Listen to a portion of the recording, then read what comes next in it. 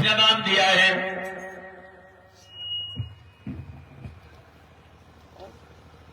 शादी इस कन्या तुम समझ रही हो, कन्या नहीं है, स्वयं देवी है, देवी का अवतार है। और तुम्हें बताऊं, आप शादी चाहे जन के साथ में करना, पर लेकिन योग बनना है। मैं योग बता रहे, द्वारकाधीश भगवान कन्हैया के साथ में योग बनना है। अब आपकी इच्छा, आपकी बेटी है, किनके साथ में शादी करना है वो तो सनिल आप जानो। जवाब दिया है हमारे आंगन में दामाद बन करके कन्हैया। जवाब दिया कन्हैया आएंगे, जवाब दिया बिल्कुल आप कन्हैया आएंगे द्वारकाधीश। जवाब दिया अगर कन्हैया आ गए तो हमारा परलोक सुधर जाएगा। बहुत प्रसन्नता चाहिए, कितनी कला। अरे कुछ चाहिए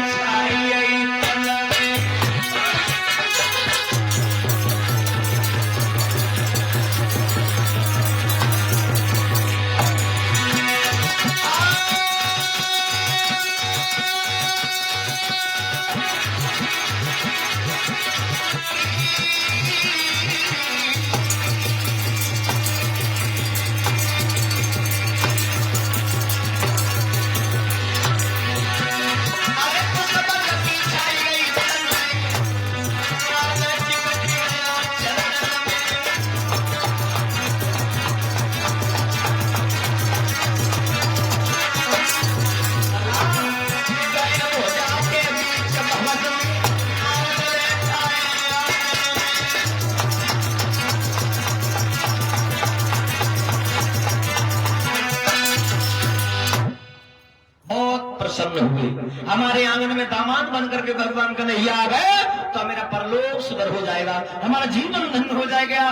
पर लेकिन क्या हकीकत में आएंगे? जवाब दिया बिल्कुल हकीकत में आएंगे। बहुत प्रसन्न थे।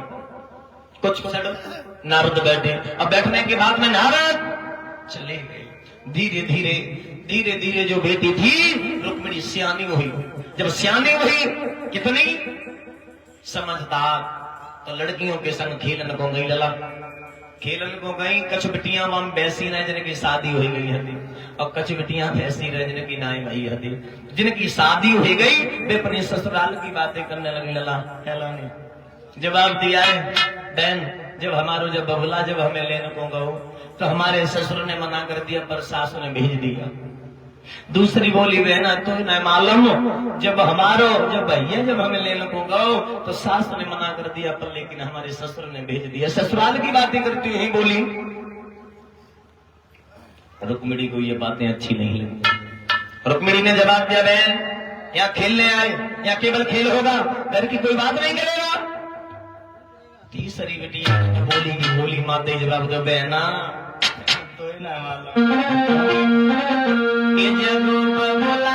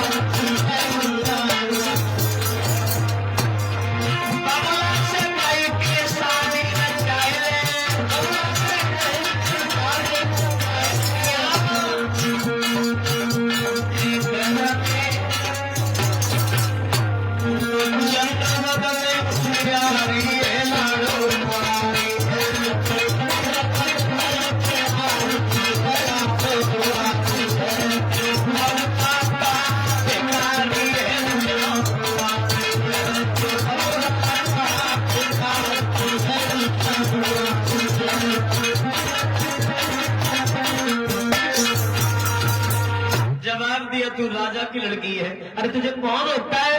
अरे पिता से कह दे। अरे कोई राजा मिल जाएगा, राजा नहीं मिलेगा, राजकुमार मिल जाएगा, अरे शादी कर ले, तुझे कौन रोकता है? जवाब दिया, बहन शादी की बात नहीं है, शादी की बात नहीं है। हम आज से हम ऐसी गलत लड़कियों की संगत अब नहीं करूंगे। रुक्मिणी वहां से चली आई। लड़कियों को छोड़ करके रुक्मिणी जैसे ही वहां से आई है तो घर के लिए आ रही थी रुक्मिणी, तो रास्ता में ही एक ब्राह्मण देव थे। ब्राह्मण देव थे, वो परम पिता परमात्मा का नाम गुनगुनाते हुए जा रहे थे। क्या ब्रजभूमि में हुआ है अवतार कन्हैया,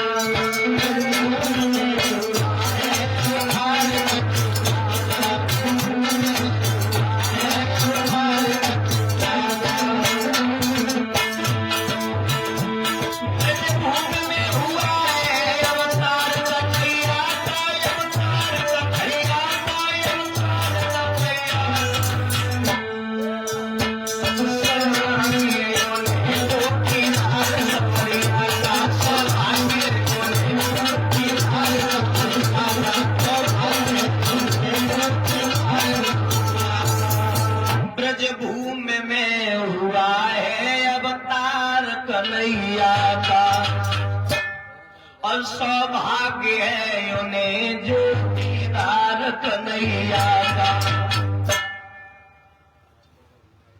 जो रुक्मिणी के कानों में इतने शब्द पड़े कि ब्रजभूमि में हुआ है अवतार कन्हैया का, वैसे ही रुक्मिणी ने प्रण कर लिया कि मैं अब शादी, अब हम शादी करें तो द्वारिकाधीश कन्हैया के संग शादी करें। कन्हैया को बताओ मोया से तो नहीं मालूम होती, अब हम शादी करें तो नहीं माधव के संग करें लहुआ, अब तो काऊ भी दुल्हन मन खाऊ बड़ी अंगना में नहीं जाए।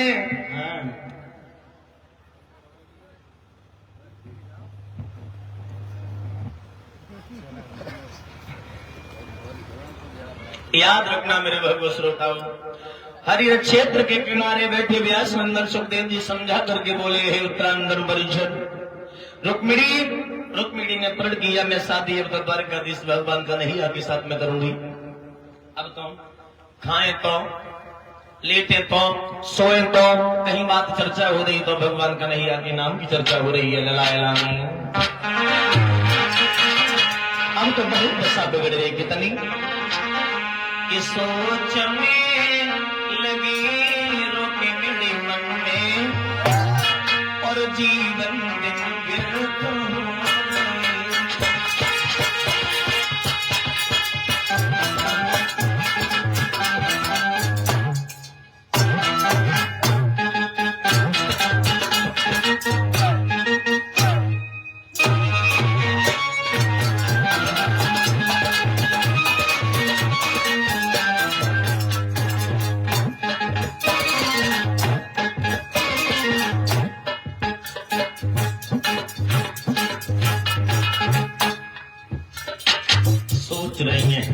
सोच रही है अब हम शादी करें तो भगवान के संग शादी करें, अब हम नहीं माने।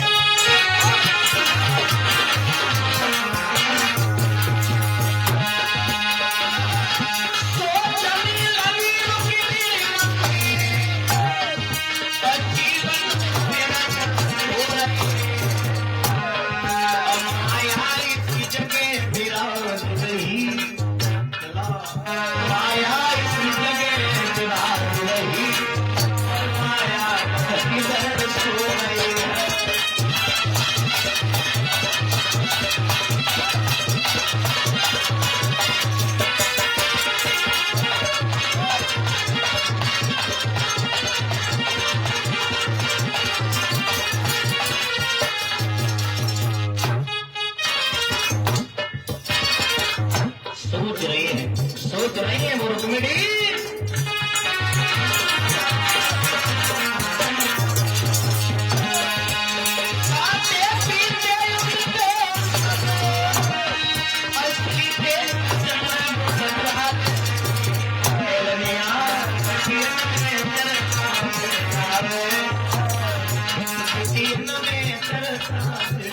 में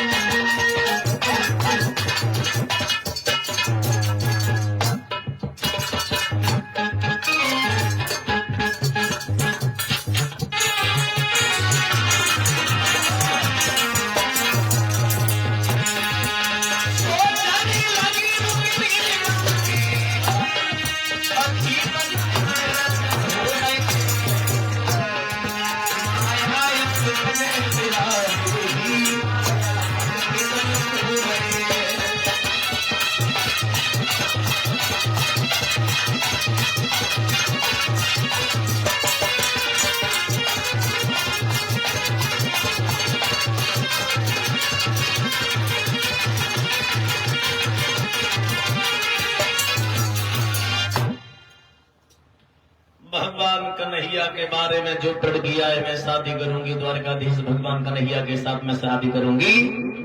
अब तो खाएं तो भगवान का नाम, सोएं तो भगवान का नाम, चर्चा हो तो भगवान का नाम। अब तो दिन रात रटनियां लगाए दई डला। अब धीरे धीरे धीरे धीरे बिटिया शादी की योगी हो गई। जब लला शादी की योगी बही है तो स्नान ध्यान बना करके रुक्मिणी जो थी अटे के ऊपर खड़ी थी, तो मैया सुतमती की नजर पड़ी गई। लला नजर पड़ी, हमारी बिटिया अब तो शादी की योगी हो गई।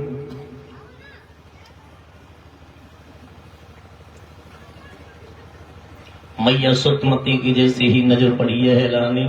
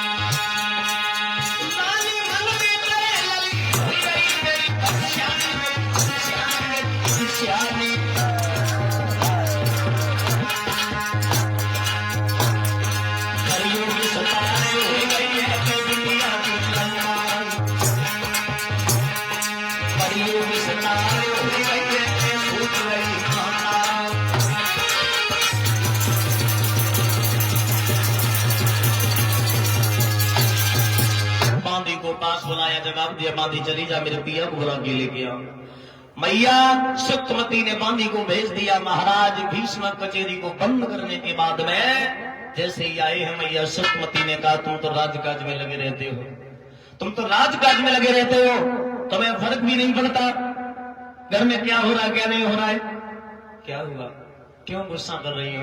जवाब दिया तुम्हें पता नहीं है घर में लड़की है, शादी की योग्य है, उसे शादी करनी है, करनी है नहीं करनी है? जवाब दिया बिल्कुल करनी है।